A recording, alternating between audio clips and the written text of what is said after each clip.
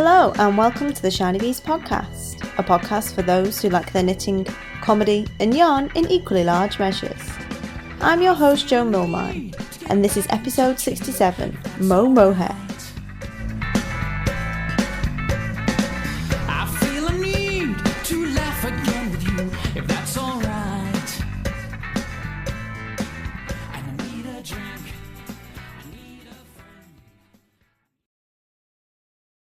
Hello and welcome to the show.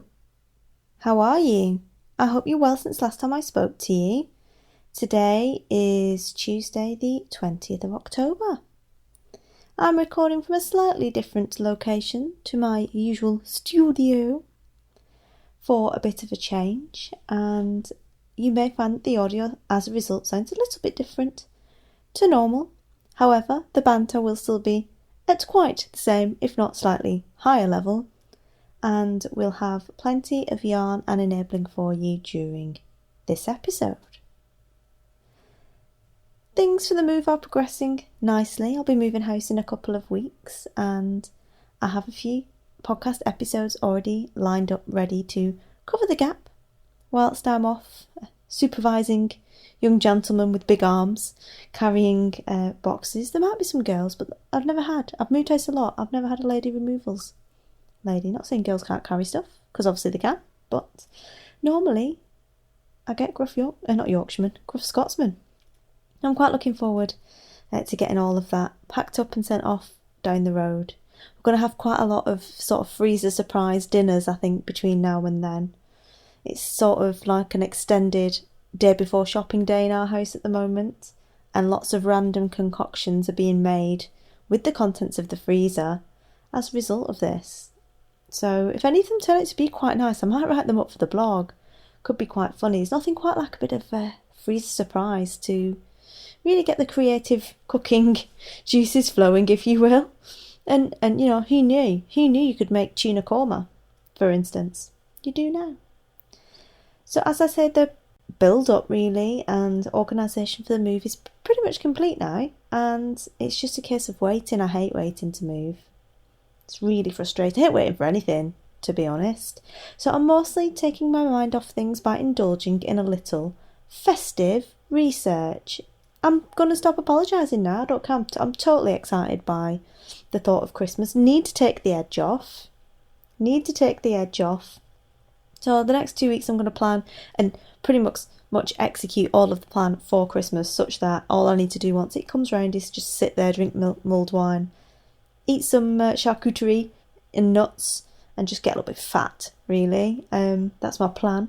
And knit a lot. And I think as a result of that, there's going to be some indulging coming over the next month or two. Definitely. I think it's in order. So, what have you been up to? Has there been much knitting going on where you are? Any planning for Christmas knitting? Any beaded knitting, indeed? I have a fantastic interview coming for you on the 10th of November. I interviewed lovely Bev of Boo Knits the other day, who was an absolute delight. Really, really interesting interview that will be coming up in a couple of weeks. I'm going to be editing that this week. It looks as though the bead along is going to go ahead. So I'm going to pick a couple of patterns. Kunya will be one of them because it's been requested by one of the listeners, and a lot of people already have that. It's a pattern by Claire Divine. Very easy, straightforward shawl pattern with beads on the end. There is a Boo Knits pattern going to be in there, and one other I'm currently in discussions about. So if you're up for a bit of beaded knitting action, then it's going to be happening, certainly. In other news, Knit Now 53, have you got it?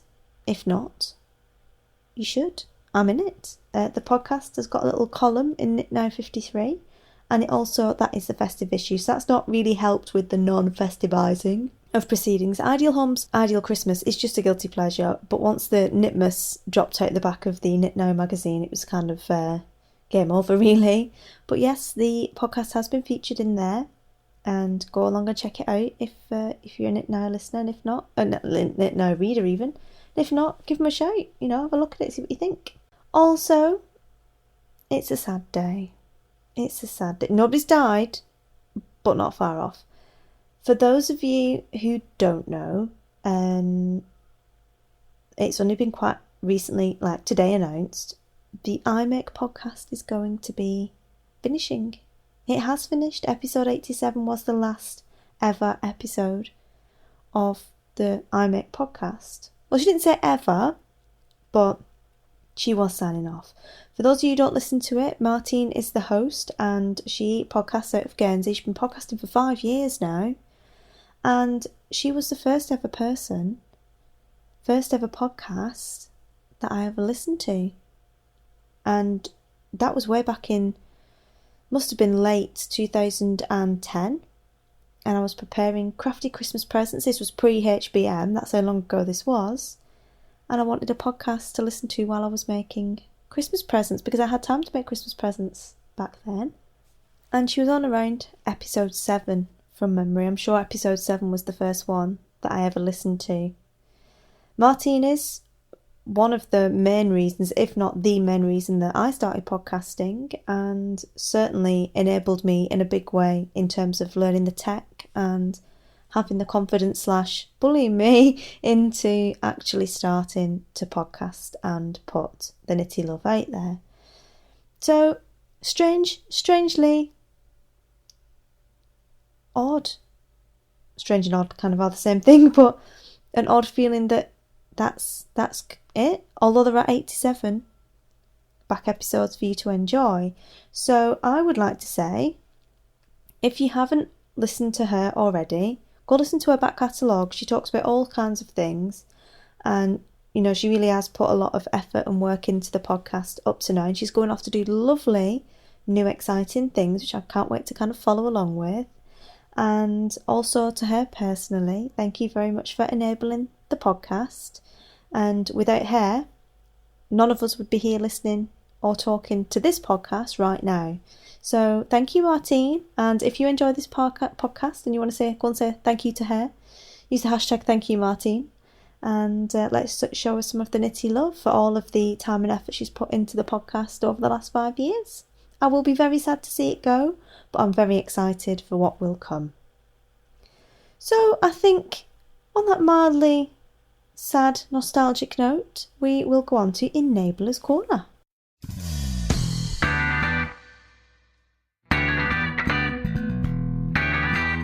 So this week in Enabler's Corner, I have something for those of you who like the colour grey.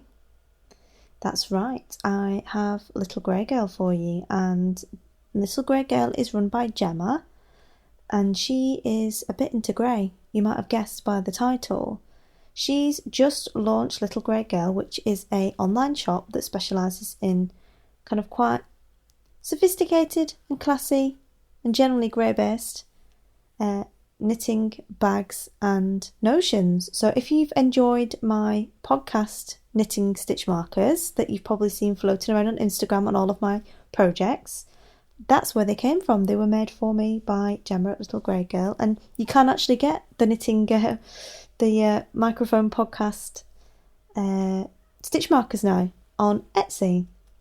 She has a website over at the Little Grey Girl, and I will put a link to that in the show notes so you can go straight there. And she's going to be, as well as doing snag-free stitch markers, and I absolutely love my microphone stitch markers. I don't usually use the novelty ones because I don't want anything to snag or, get pulled by sharp kind of fancy looking bits, but ultimately not useful bits. And that can be the case, especially if you have the little kind of keyring type stitch markers. It can sometimes catch on your yarn, which when it's expensive yarn isn't always what you want. And I was initially a little bit sceptical, but the podcast microphone stitch markers came, and there is no keyring on the top. It's a proper hoop, and it's been soldered shut, so it is completely snag free and really easy to use and really nice to use. It slides really easily from one needle to the other while you're working. I'm very impressed with mine. I like them a lot. And the project bags appear to be very popular. Lots of you have been indulging in a little project bag, and the good thing about them is they come in a range of sizes, and also they come in a kind of anti-twee palette, if you will. There's loads of really kind of twee, kitschy, cartoony, crafty, bright project bags around, and you can get them from a variety of outlets. But if you like slightly more understated or slightly more monochromatic in your project bag tastes, then there isn't that much around unless you like neon sheep. And Gemma's kind of filling a gap there with some beautiful monochromatic and sort of understated palette prints that have been made into project bags. So I would recommend you go over there and check her out. That is the Little Grey Girl.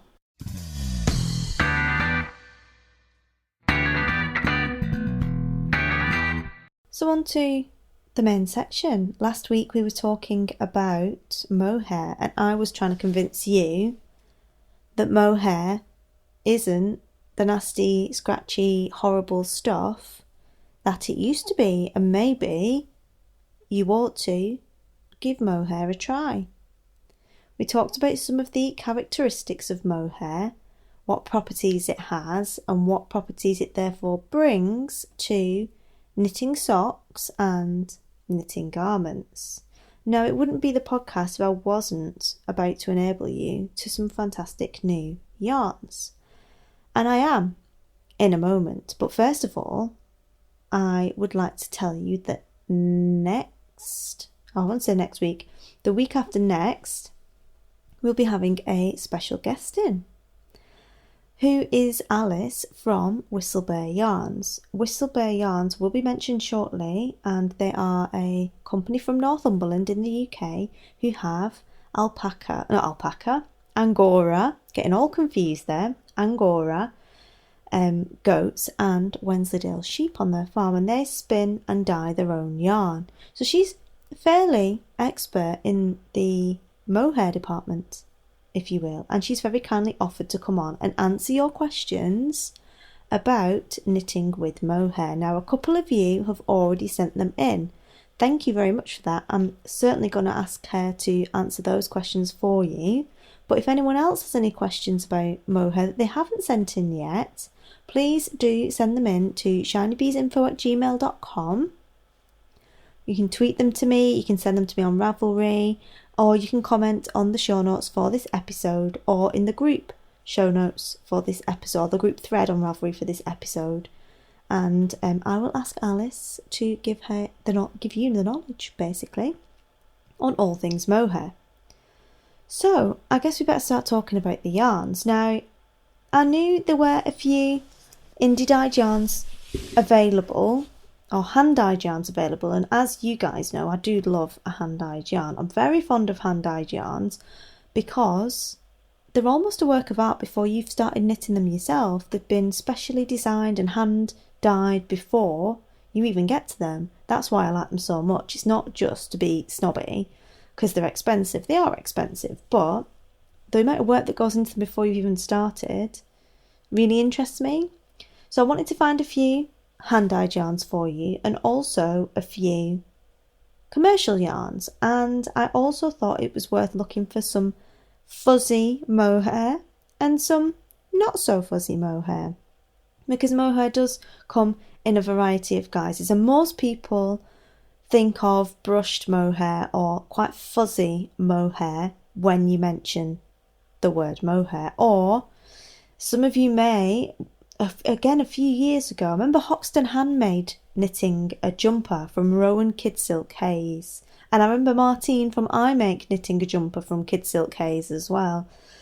And they were the most epic jumpers ever, because if you've knitted with Kid Silk Haze before and you've got it wrong, and we all get things wrong from time to time, mohair in particular can be a bit of a bugger to rip back, because the fibres, if it's a fluffy one, tend to get stuck around each other. Now, I'm told if that happens, one of the best slightly random knowledge ways, don't know how the person found this out, be interested to hear, one of the best ways to deal with that is to pop it in the freezer. And apparently if you pop it in the freezer, it becomes less sticky and easier to unravel. So there you go. Random fact of the day. So I've gone through, I've picked a variety of different weights, a variety of different spins, and a variety of different blends and producers to give you a few ideas of who you might like to try if you want to try a mohair yarn, because not everyone knits socks, not everyone knits sweaters, not everyone knits shawls, so it's good to get quite a broad base. I think if you're gonna enable, you've got to do it properly. Let's be honest, you've got to put your back into it, if you will. So I will start. First up, obviously, is Whistlebird Yarns. This is a company run by Alice and is based in Northumberland in the UK. I will put full links to all of these producers in the show notes so you can go and check out their websites directly. So don't worry about writing it all down. They spin at the moment 3 different weights of yarn. It's called Yevering Bell and it comes in a 4-ply, a DK and a Aran weight at £14.50 per 100 grams. Obviously, the yardage will vary according to the thickness of the yarn, so make sure you have a good look at that. And this is all hand-dyed on the farm. The Angora comes from their own goats and the Wensleydale comes from their own sheep, which belong to her sons, who were aged 11 and 13. Now, I got confused. I thought it was her brother's Wensleydale sheep, but it's not. Her sons have some Wensleydale sheep, and that is where the Wensleydale comes from. And all of the yarn is hand-dyed on the farm. So it's a real family affair. You know, all of the stuff comes from right there on the farm. It's hand-dyed on the farm, which I think is really nice. Good kind of provenance there for you. Good 100% British production. And if you want to try something like a mohair, I think it's quite nice to have it with another long staple fibre, you know, just to give it that super silky sheen, because Wensleydale can be a little bit silk-like in how it behaves when it's knitted up. So I've bought some of this before. I'm going to knit a lush out of it. Still sat in my yarn bowl over there looking at me, but I've put my money where my mouth is on this one. And Whistlebird have been at quite a lot of shows this year, so it's likely, if you're in the UK, that you will have seen them at the shows. And definitely, as I say, I've bought it, so I've committed already to these to this brand, and I'm going to be knitting a cardigan out of it soon, hopefully. But certainly one to check out. Their 4-ply DK and Aran is a 60% mohair and a 40% Wensleydale. They have just, because we were having a conversation about this on Twitter the other day, and there's a lot of closet mohair fans. I'm loving it. Catchy Frankel was well in there, loving the mohair. But yeah, they've just got an 80-20 mohair and Wensleydale spin, which interesting. It's going to be really interesting. So yes, let's see what comes out of there with the new spin. But Alice will be coming on the show to answer questions, and we will be interviewing her as well for a later episode of the podcast. Next up, we go to South Africa for Adele's mohair. You can find all of their different yarns at Adele's Mohair and stocked in a variety of other places as well, because Adele's is a community cooperative that is distributed in the States, and under some, here it's half and half. Some of them are under B Sweet, some of them are under Adele's, but it's distributed in the States under the brand B Sweet, which a few different South African brands are. You've heard me mention before that Vinnie's Colours are under B Sweet in the States, and she's got a variety of different things. She's got the fuzzy mohair, and she's got the brushed mohair, she's got boucle mohair, and she's got something called the magic balls, which is mohair that's mixed with random other bits of scraps and colours and fibres. It's right crazy art yarn type yarn. So a big variety there. It used to be stocked by Loop. When I looked, it's not stocked by Loop anymore, so I'm not sure who your best stockist necessarily is in the UK. But I think in the UK, if you're going to buy it, definitely don't buy it from Love Knitting, because it's way more expensive from them, because they've imported it from the States under B Sweet. So have a look around, I would say, or ask for it directly. The pound to the rand is very, very favourable at the moment, so you get a good deal from them. And I know that naturalyarns.co.za also stocks Adele's, as well as the other South African brands that I mention quite often on the podcast. So I would go along and check them out. If you want to go a little bit kind of more upmarket and slightly trendy, Loop also stock Happy Silk Mohair Kusa yarn, which is a 40% silk, 60% mohair. This is on the finer end of the scale and it is quite fluffy, and it's 14 grams / 168 meters per ball, and that's £9.25. So quite expensive, but apparently it only takes 2 balls to make a shawl. Be a small one, but yeah, I see where you're going with that. And it's all naturally dyed, so something a little bit different, high silk content there, and you know, somewhere more approaching your kind of Debbie Bliss, Party Angel and your Rowan blends. Speaking of Rowan, there is Rowan Fine Art. This is a sock yarn and it's spun more like a sock yarn. It feels a lot more like an ordinary sock yarn. It doesn't have the fuzz and the fluff that you would necessarily expect from a mohair content yarn. It is 100 grams at $14.99 and that is for 400 meters. It is a 45% wool, 25% polyamide, 20% mohair and 10% silk yarn. This is hand painted and it's done in a cooperative in South Africa, somewhere close to Port Elizabeth on the kind of east coast of South Africa. As I say, it's absolutely nowhere near as fuzzy as a lot of mohair yarns, or what you associate mohair yarns to feel like in the whole kind of Kid Silk Haze, Party Angel type scheme of things, if you will. It's really nice. It's all hand painted. It provides opportunity for employment to lots of women in a very impoverished rural area in South Africa. And I do like to help women in impoverished rural areas in South Africa. So give it a shot. It's nice. I really like it as a base, and I think it's nice. If you want to try mohair and you don't want the fluff, it's a good option. Sticking with Rowan then, we've got Rowan Cocoon, which is a chunky weight yarn. It's an 80% wool, 20% mohair, so less mohair in this one, and 100 grams comes in at £8.49 for 115 meters. It is roving spun, so it's nice and kind of plump, and I've never worked with it, but I'm told it makes nice cabled and textured objects when you're knitting with it, and it will be super warm at that sort of fibre content. So if you're looking for something a little bit chunkier, you'll get a hat out of that. 115 metres for £8.49. Probably worth a punt, to be honest. Give it a bit of a try and see what you think. Next up, we've got Norro. Norro is not a word we say often on this podcast, because Norro is not for me. Norro is like Marmite. For those of you that are not familiar with Norro, it's a brand, Japanese, and it is the Marmite of yarns. You either love Norro or you hate Norro, and that is that. Norro Silk Garden is a 45% silk, 45% mohair, 10% wool blend that is 50 grams on 100 meters to a ball, and that's retailing at £5.99 per ball.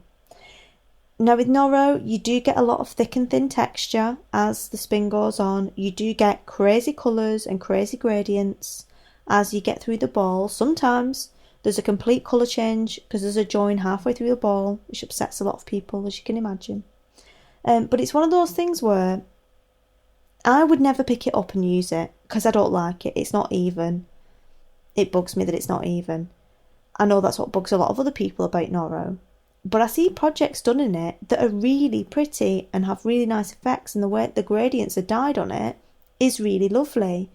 So I can appreciate it for its artistic value, but you will never see me knit with it because I don't like the feel of it in my hands. I don't like the way it looks on the ball. I don't like the thin and thick. But a lot of people do. A lot of people do like it. And if you are a person that does like Norro and likes the way the colours are dyed and the way the yarns are slightly slubby and thick and thin, then give Silk Garden a try if you want to have a go at some mohair. They do have other lines available that contain mohair, but this is quite a high mohair content, so I encourage giving that a bash. Then I started to look for some more small producers. As you know, I'm very keen on small producers, farm producers. I spent £28 on the weekend at Inverness Textile Fair and got myself 12 balls of yarn spun from a farm literally in the same postcode that I live. Absolutely loving it. So I like to encourage people to try like the small little guys, be it the hand-dyed yarns or spun stuff.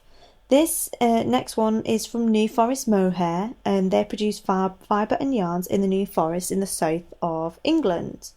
They do a DK and a 4-ply weight in pure kid mohair, 100% kid mohair, which comes in at 200 metres for the DK and 300 metres for the 4-ply per 100 grams because it's slightly heavier. Sort of thicker spun, I guess, on the thicker end of 4-ply. And they've got a lace weight and kid mohair blend, which is 90% kid mohair and 10% English merino. Now, you don't get many English merino around. Normally, merino is imported from elsewhere, so I can only assume they've got some kind of deal with a local farm or they have a few merino themselves. But certainly one to check out. The yarns come either undyed or already dyed for you. There's a range of colourways for you to check out there. That is New Forest Mohair. The next interesting blend that I found was from Crookerbeck Farm. And these guys, I believe, are in the Lake District. I didn't actually take a note at the time, and I should have, but I'm pretty sure it is the Lake District from memory, but I am putting all the links in the show notes. And this company does a Herdwick and mohair blend. So Hardy's are very kind of popular these days. Been made very popular by the Hardy brand, I think, and kind of brought to popular attention through that, which is brilliant. I think it's a really clever way of getting people to think beyond the standard breeds that you expect to see. And this farm has their own mohair, Angora goats, and they have their own Hardy's, and they have had the yarn spun together. So 100 grams comes in at £12.50, and that is a 50% Herdwick and 50% mohair blend. They also do a Swaledale and mohair blend. Again, that's a £12.50, and it is a Aran weight yarn, as is the Herdwick, 50% Swaledale and 50% mohair. So again, something quite different there. Something quite different and all from one farm. So if that's the kind of stuff you're into, there seems to be more and more of these producers around that you can go to get your yarns. I've been blown away by the number of small producers up here in Murray that are getting their own fleeces spun into yarn, and you just don't know about them unless you stumble over them at a craft fair. They're just not on the internet. I would really love if somebody who liked single breed yarns could just go and collect them all together for me, and I can find them in one place and buy them all from you. That would be a good idea. Throw that one out there into the ether for anyone who's thinking of doing something like that. I think it'd be great. I think it would really work. And Swaledale and Mohair isn't something I've seen anywhere else ever, not even at Blacker. So I then went on to Twitter recommendations, because we were talking about all of this on Twitter and lots of people weighed in onto the conversation, which is brilliant. I absolutely love it when people get involved in the conversation and people share their opinions on different fibres and yarns and what they use them for. That's one of the best things about Twitter, really, is that kind of collective knowledge that's bubbling there below the surface. So we had a recommendation, was it probably Jane? Probably was. For Green Mountain Spinnery, and I think Perplexed also recommended this. There were a couple of people who voted for this one. Green Mountain Spinnery Meadow Sock Yarn. It's 365 metres for 100 grams, and it's a 50% Tahi and a 50% fine kid mohair sock yarn. It is hand dyed and it's American. The breed of sheep is a cross between a Rambouillet and Columbia sheep, I think, and it's specific to an area of the Rockies, basically, in the States. And this is blended with some kid mohair from Texas. Yes, ma'am. $29.95 US per skein, so that is about 20 quid a skein. But interesting, something different to try. Maybe if you're on your holidays in the States, that would be worth a bit of a punt. And obviously, if you're in the States, heartily recommended that you knit local if you would like to try some stuff. Next up, I found it it was Katya again. Katya Frankel found, tripping over my words today. It's a yarn at greatbritishyarns.co.uk. It's called Explorer, and this is a mohair tweed DK yarn. 30% wool. 70% wool, 30% mohair. I need another drink, I think.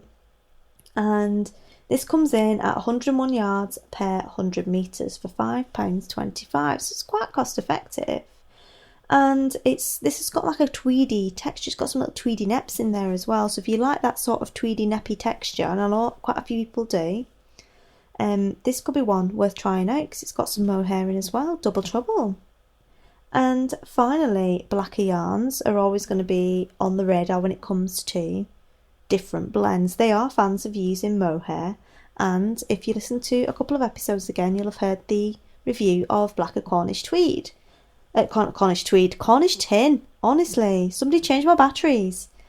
Cornish tin has mohair in it, along with the 10 other breeds that they sourced locally to produce Cornish tin. I think it's all sold out. It was a single spin, limited edition yarn, and I think it is all gone now. But they do have some Hebridean and mohair. That comes in a 4-ply and DK weight at 540 a ball. It's 175 metres per 50 grams. So again, a different blend of sheep with the mohair, which I think is interesting. You don't seem to find that many merinos blended with mohair. It seems to be stuff that's got a kind of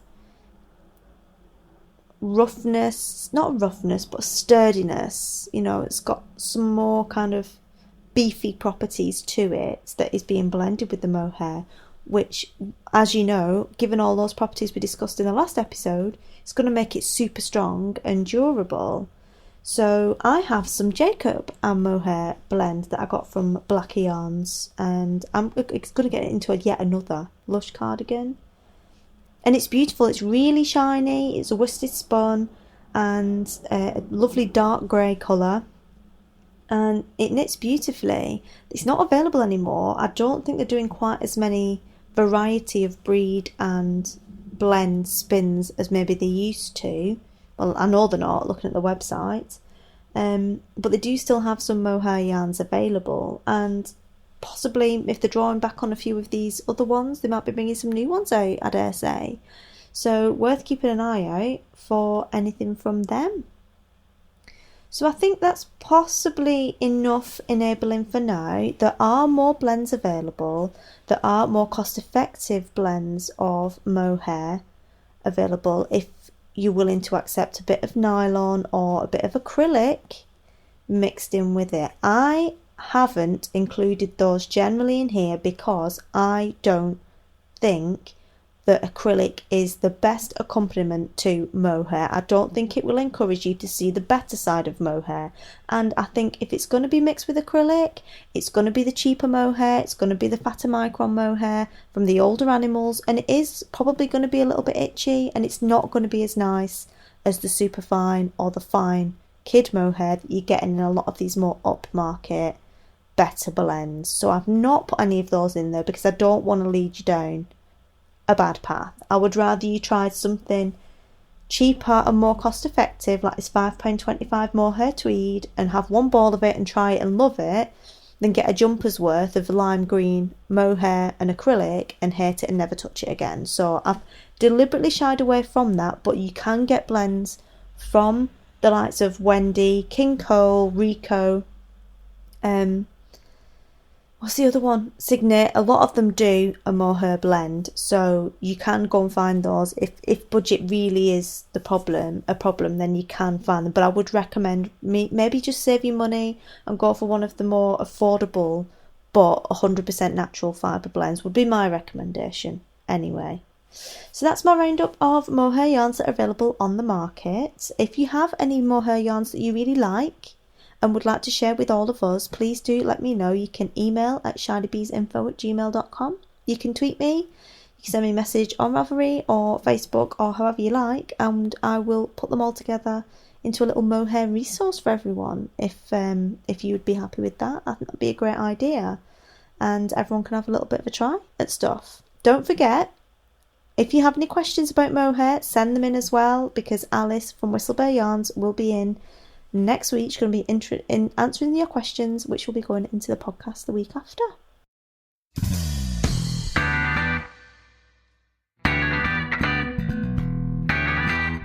Well, on that fuzzy fairy note, I'm afraid that's all we've got time for this week. I hope you've enjoyed the show and maybe learnt a little bit more about mohair yarn and where you could potentially get your hands on some to have a go at it. Next week I will be popping back with some more fun for ye, and until then I hope you all have a great week, happy crafting, and I'll speak to you all again soon. Bye!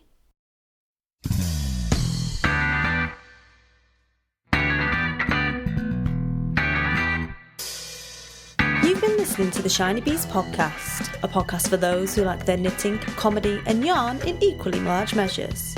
If you'd like to get in contact with me, you can do so via the blog, or I'm Shinybees on Ravelry, Instagram, Twitter, Pinterest and Facebook. You can email me at shinybeesinfo@gmail.com. Music for this episode is provided by Music Alley, and it is Adam and the Walter Boys and I Need a Drink. I need a drink.